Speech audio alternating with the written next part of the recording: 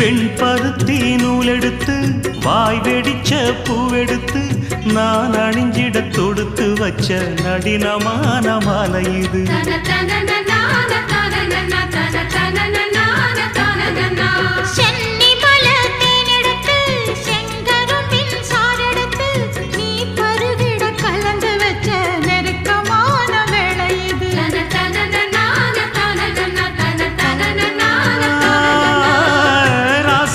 உடம்பிருக்கும் ரவிக்க துணி நானாக அன்னாடம் சூடி கொண்ட ஆசை வச்சாகாதா.